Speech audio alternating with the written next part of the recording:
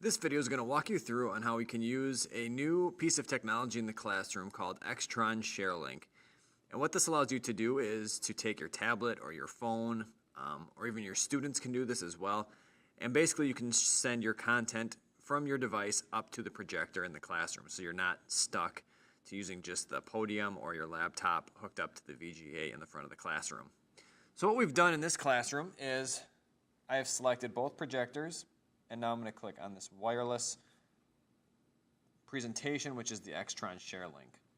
Now once you do that, I'm going to go over to the screen here.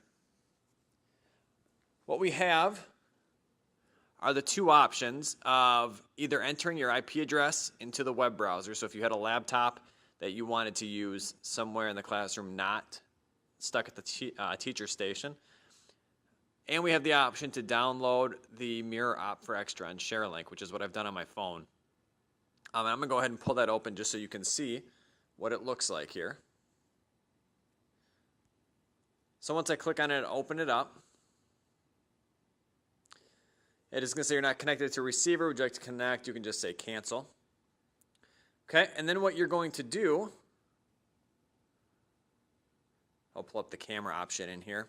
You'll notice that you have an IP address and you have a code in the bottom right hand corner. You're going to need both of those things, and these are going to be different depending on what room you're in using this. Currently we only have this in one room, but we are hoping to implement it into more into the future. So we're going to go back here. And all I did is in the top right hand corner I clicked the little antenna thing, and that allows me to put in a manual input for an IP address. Now you may also get this message of no receivers were found. You can just say no. You do have to be connected to FalconNet in order to do this as far as Wi-Fi. So in the manual input, all I do is I simply type in that IP address that I found, which is this number right here, and then I click log in, and then it said I needed that code, which we had in the bottom right hand side, which for this instance was 1959. And then I log in. And then what I can do is, I'm going to click back out of the camera, and we're going to just go to a browser here. I'm going to just show this Google page up on the screen in the room. So we have a play button at the top. I'm going to go ahead and click on that.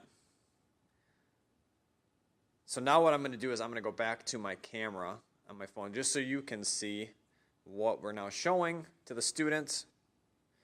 So now I'm in my camera, and you can see we're just showing that Google page up to the students. Okay, so I'll go back to the app here just so you can kind of see the different things you're allowed to share in there. At any time that you don't want to share something, you just hit the pause button then at the top, and it goes back to the main menu. And next to browser, I'm just going to click the back button. So you can show multiple things on here. You can show things from your library. You can show the browser. You can upload stuff from the cloud. So if I click on cloud, you could do Dropbox, Google Drive, or OneDrive. You can show your camera. So if you had, if you want to do like a live video in here of students or whatever the case is. And then I said library earlier, so you can upload documents and photos to your device to show up on the screen. So it's a great device, and like I said, you can also use it with multiple students at a time.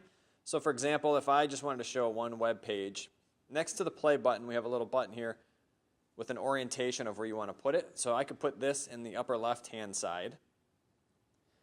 So then when students also log into this, I'll go back to my camera.